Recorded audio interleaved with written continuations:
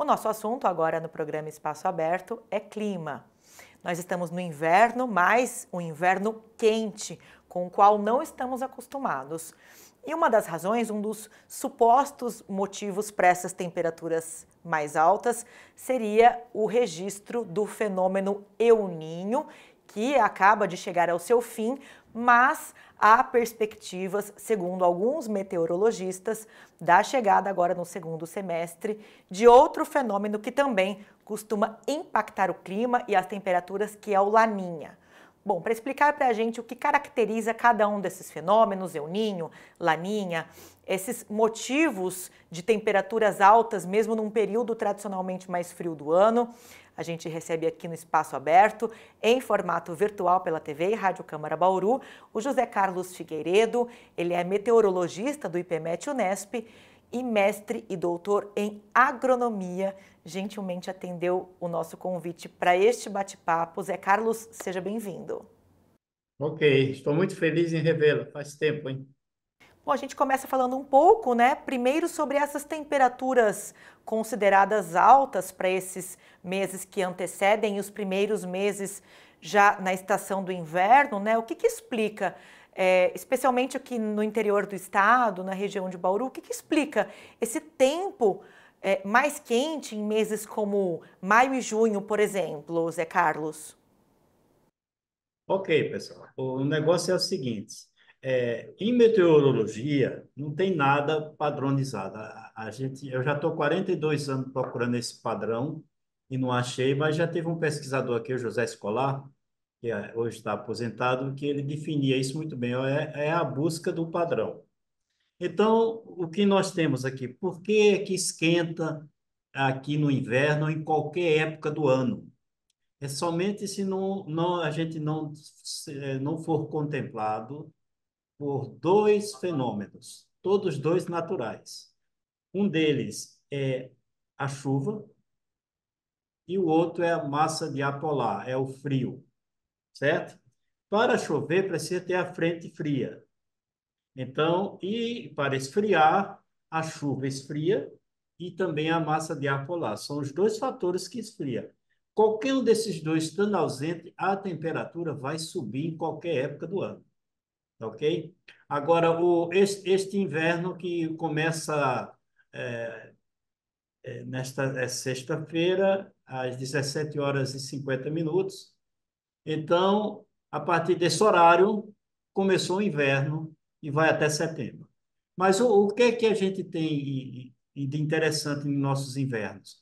Os nossos invernos, eles costumam ser assim, seco, pouca chuva, pouca chuva.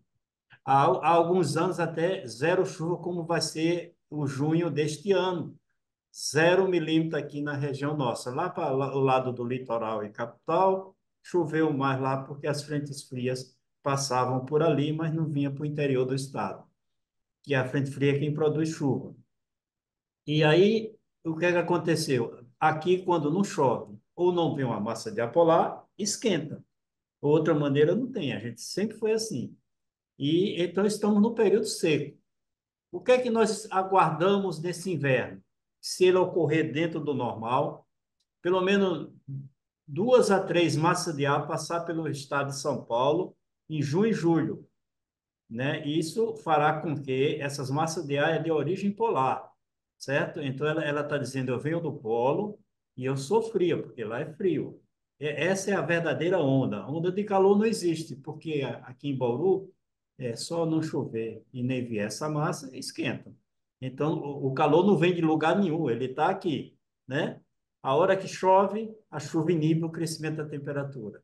Quando a massa de ar polar, essa sim é onda de frio, é porque ela vem lá do polo, trazendo o frio, entra pela Argentina, passa pelo Uruguai, chega no Rio Grande do Sul, entra no Brasil, às vezes afeta até parte da região norte do Brasil, né, com a queda na temperatura. Mas são alguns dias. O mês passado, entrou uma massa de ar frio aqui. No mês de maio nunca decepcionou. Pelo menos uma vem. E você lembra que caiu bastante a temperatura. E aí, agora, o que é que acontece? Essa massa de ar, ela continua aqui. pode ver que as madrugadas nossas e as manhãs estão bem geladas. Aí à tarde vem o sol, não tem a chuva, a massa de ar está fraca, né? Então a temperatura sobe. Não sobe tanto quanto subiu em dezembro, janeiro, aqui, que chegamos a 37 graus, 39, até 40 graus chegamos. Mas em torno de 30 graus, quase todos os dias estão ocorrendo esse valor por causa dessa massa de ar. Ainda bem que ela está aqui, ainda, mesmo fraquinha, porque se ela tivesse na plenitude dela, quer dizer, se ela dissipasse, essas temperaturas estariam mais elevadas ainda, porque as noites e as madrugadas seriam quentes também. Esse é mais ou menos isso daí. Bom, nós falamos sobre a situação aqui do interior paulista, de Bauru especificamente, mas pensando no clima, né, na situação climática do país como um todo. Quais são os impactos que os fenômenos El Niño, esse que já chegou, acaba de chegar ao seu fim, como Laninha, acabam provocando nas temperaturas, no clima de uma forma geral? Então, foi muito bom você perguntar isso aí, é uma oportunidade de ouro que eu tenho. Eu estou, faz pouco tempo, uns 4 a 5 meses, estudando El Niño e Laninha. Já estudei tanto e quanto mais eu estudo, menos eu aprendo. Essa é a verdade. Porque é um fenômeno, os fenômenos meteorológicos, eles não são pontuais, eles não são fiéis àqueles locais. Então, por exemplo, eu fiz vários levantamentos de vários anos aqui para a região central do estado de São Paulo, todas essas cidades todas. O que que acontecia quando tinha El Niño, Laninha? Ou nada. Tem um nada também, tá? Que é o neutro, que a gente chama, né? Então, porque tem uma regrinha. Para que o El Niño e a Laninha, o fenômeno é no Oceano Pacífico. Ali vai do Peru, entra pelo oceano e vai adentro. Tem um trecho lá onde a ciência estuda faz anos, que é por isso que classifica se está havendo El Niño ou Laninha. Existe um limiar de temperatura da água do mar. Se a água do mar estiver positivo, maior ou igual a 0,5 graus, começa o El Niño, certo? Então, o maior que deu foi 2,3 graus, mais ou menos 2,4 graus. Esse valor dessa temperatura foi muito forte, esse El Niño. O desse ano também foi forte, chegou a 1,9, 2 graus, mais ou menos. Foi forte também, muito forte. E aí, o que é que acontece? Quando ocorre o El Niño, as águas da superfície do Oceano Pacífico, não sei se a gente vai entender direito, tem um vento ali na superfície da água. Esse vento intensifica, né, porque a água está quente, sobe esse vapor para altas alta atmosfera. Lá tem outras correntes de vento que trafegam, aí desce em algum lugar. Quando desce na Amazônia, aconteceu aquilo que aconteceu. Quando desce no Nordeste, tem seca no Nordeste. Porque toda a circulação, quando desce, é sem chuva. Quando sobe, é chuva. Então, essa circulação de grande escala, que pega o globo todo, né, e que a gente sabe pouco sobre ela, apesar de haver muitas informações, muitos trabalhos publicados, mas a gente não consegue ver assim um caminho em que toda vez que tiver o El Niño, por exemplo, havia uma época que se dizia que haveria enchente no sul e seca no nordeste, quando tinha El Niño. Aí já se descobriu que não é bem assim, isso é verdade.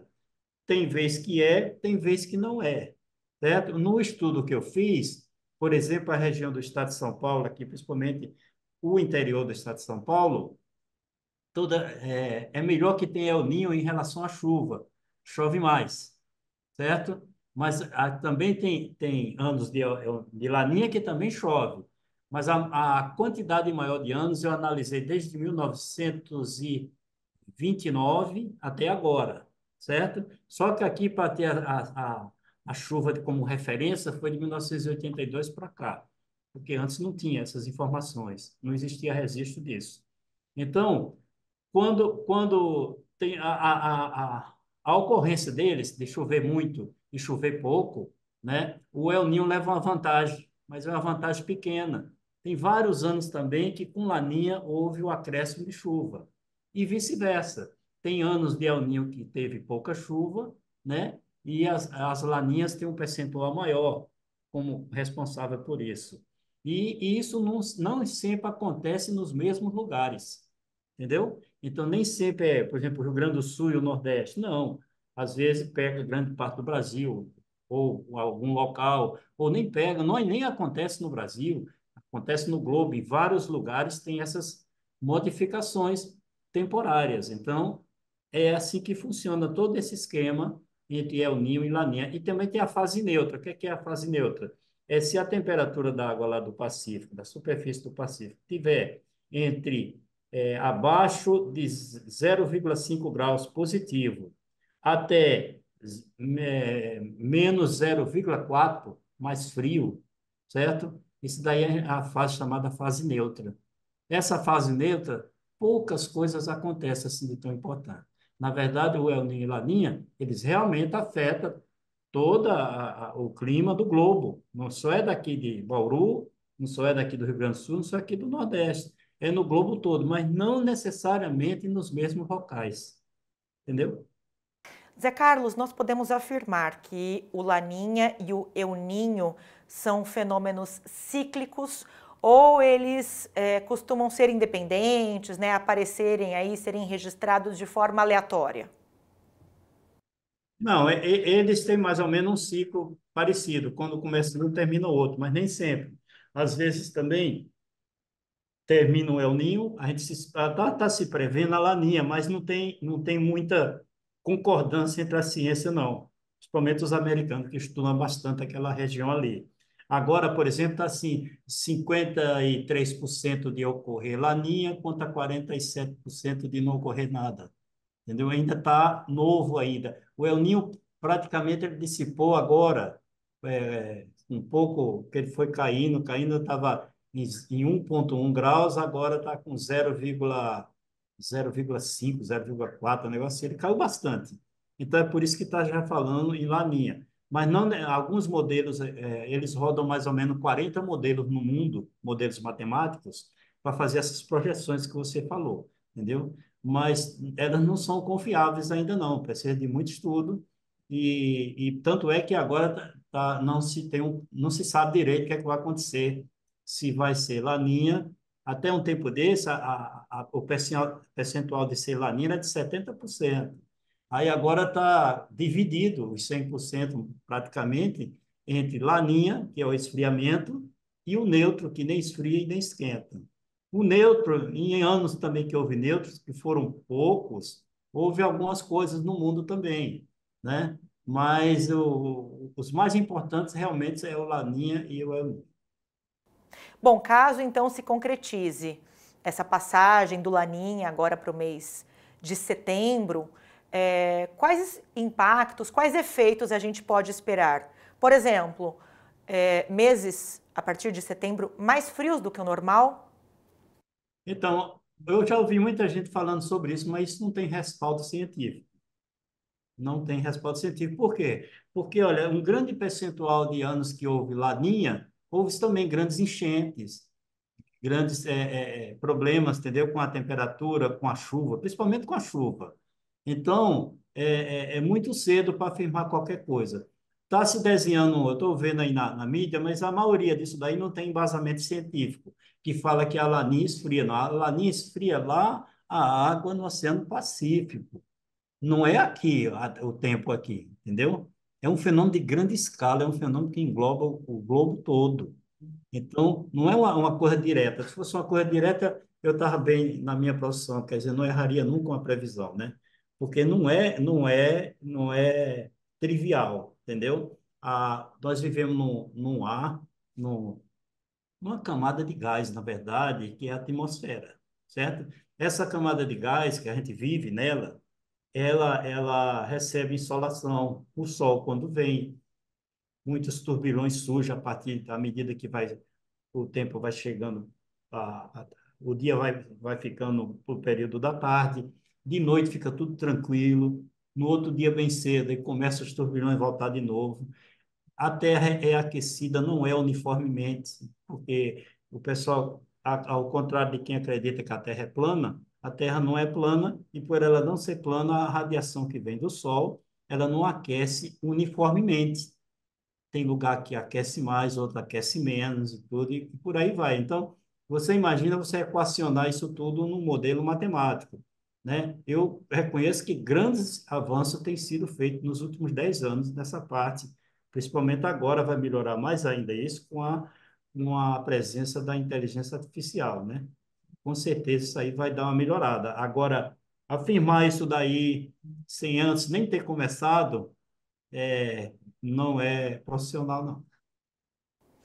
Só para a gente finalizar, então, quais são os impactos dos fenômenos Laninha e El Niño na agricultura em particular? E como é que os agricultores, os produtores rurais, podem se precaver, né? Que estratégias eles podem adotar previamente para que não sofram os efeitos e uma possível perda na produção?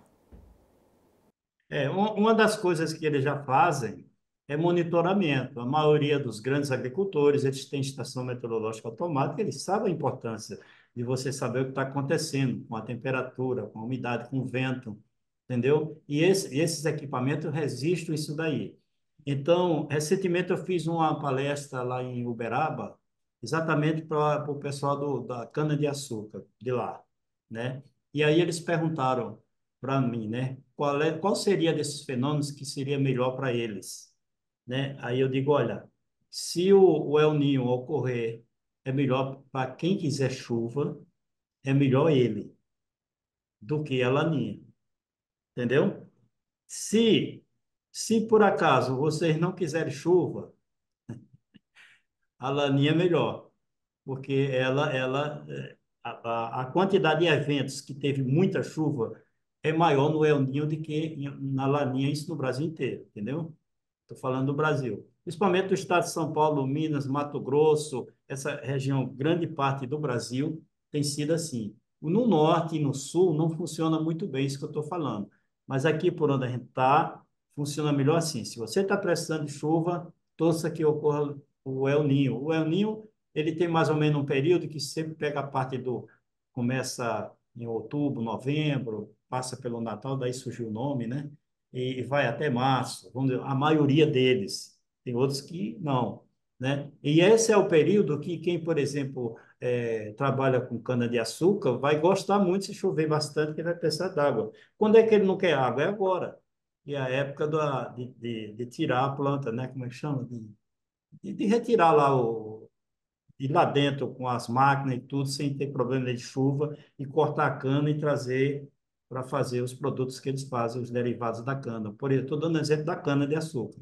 Então, Seria a para cada colheita, cultura, período de a colheita. colheita, isso, fugiu esse nome. Para cada produto desse aí, da agricultura, né, eles têm uma preferência, um que chove, outros que não chove e tal. Então, por exemplo, tem que haver um pouquinho de chuva nessa parte agora que tem a tal da safrinha.